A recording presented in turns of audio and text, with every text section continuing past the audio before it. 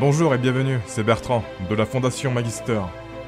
Aujourd'hui, je vous présente brièvement un logiciel de gestion de notes que j'ai créé, qui s'appelle LiveJournal, et que vous pouvez tester dès aujourd'hui.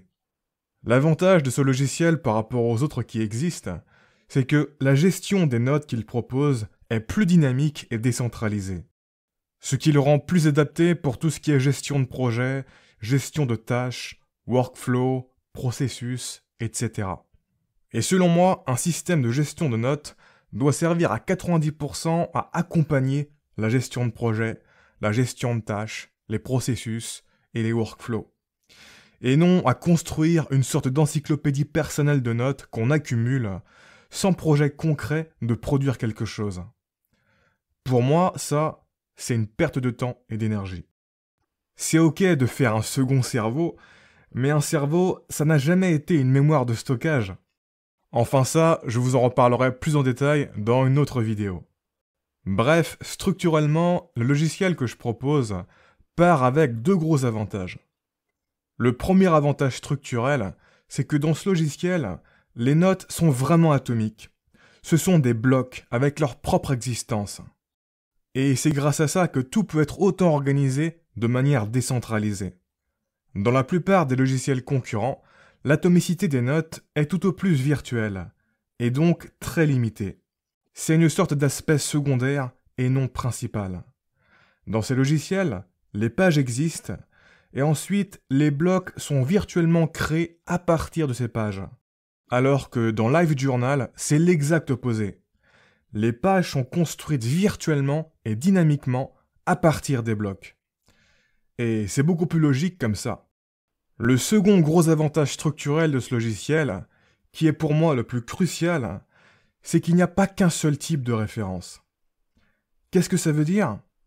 Eh bien, dans beaucoup de logiciels de gestion de notes, vous pouvez avoir une liste personnelle d'objets référençables. Chaque objet renvoyant à un concept, une idée, etc. Et ensuite, au sein du corps des notes, vous pouvez référencer ces objets avec des liens. Un peu comme des pages Wikipédia. Et les pages peuvent renvoyer à d'autres pages, etc. C'est très bien. Mais le problème, c'est que dans la plupart des logiciels, il n'y a qu'un seul type de référence. Il n'y a qu'une seule manière de référencer ces pages personnelles. Peu importe le contenu et la raison de ce que vous voulez référencer, ça sera référencé de la même manière. Et ça, c'est une grosse limite. Parce que, par exemple, parfois, on veut référencer quelque chose d'important vis-à-vis d'un objet. Et parfois, on veut référencer quelque chose qui n'est pas important vis-à-vis de ce même objet. Et s'il n'y a qu'une seule manière de référencer l'objet, eh bien, les références importantes et non importantes à cet objet seront mélangées ensemble.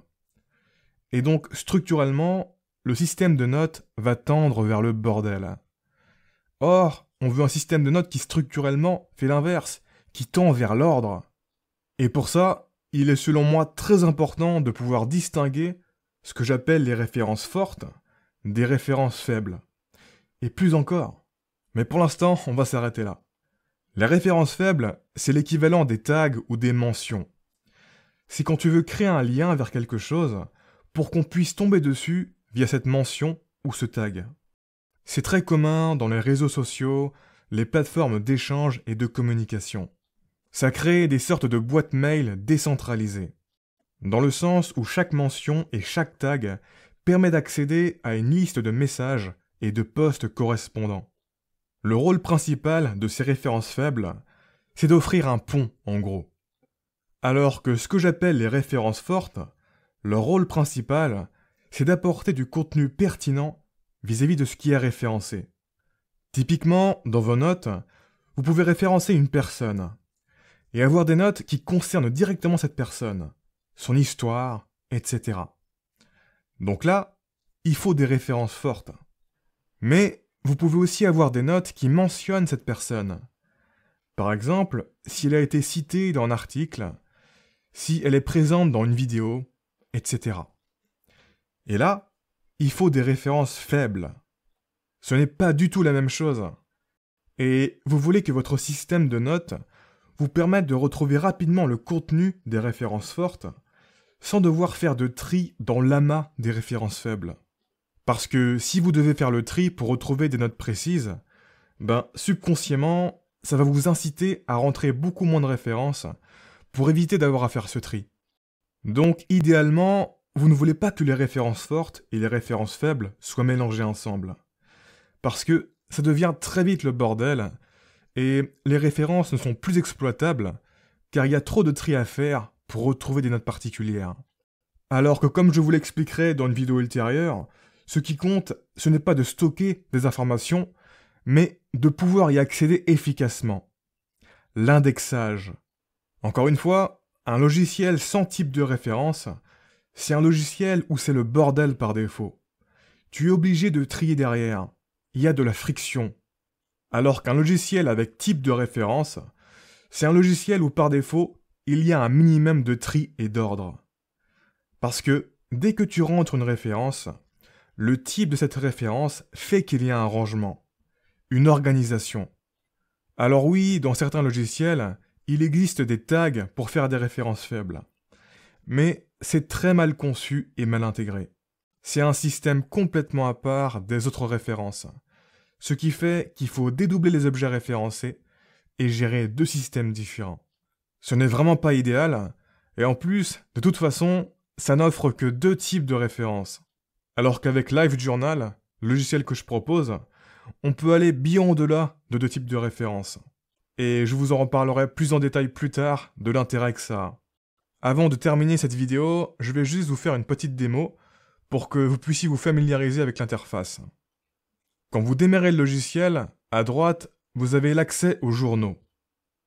Les journaux, ce sont des points d'entrée rapides pour les notes.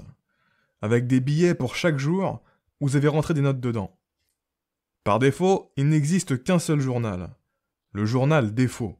L'idéal, à terme, c'est d'avoir autant de journaux que vous avez de catégories ou de contextes vis-à-vis des notes que vous rentrez habituellement. Par exemple, un journal alimentation, un journal réflexion, etc. Mais retenez bien que ce sont juste des points d'entrée pour vous y retrouver vous. À part ça, ça n'a pas vraiment d'importance et d'influence. Peu importe dans quel journal vous rentrez des notes ou des références, elles seront accessibles partout. Il n'y a pas de cloisonnement. Du moins par défaut. Mais ça aussi, on en reparlera plus tard. Du coup, si vous ne savez pas trop encore quel journal créer, vous pouvez juste utiliser le journal par défaut pour créer vos notes. Bref, passons à la pratique. Pour créer une nouvelle note dans un journal, j'ai juste à cliquer ici, ou utiliser le raccourci CTRL plus N.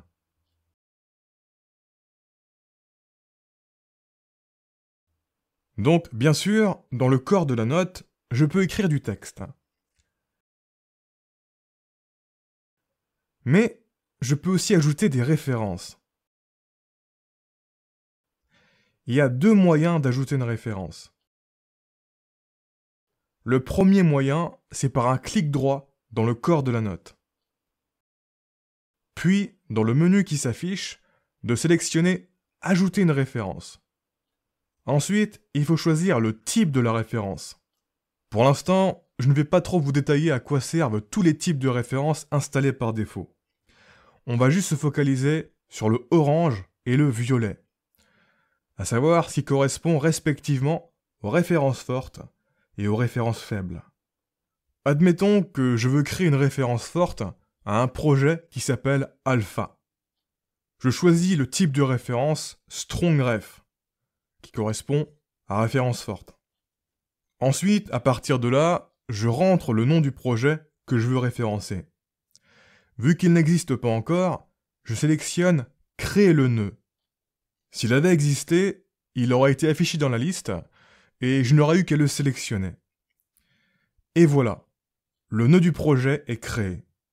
Maintenant, si je clique sur le lien de la référence, ça va m'ouvrir une page avec toutes les notes référençant ce projet. Pour l'instant, il n'y en a qu'une seule, bien sûr, celle que je viens de créer. Je peux ajouter des notes directement depuis la page du projet. Et cela va créer des notes ayant automatiquement pour référence ce projet. Mais ça, on verra plus en détail dans une autre vidéo.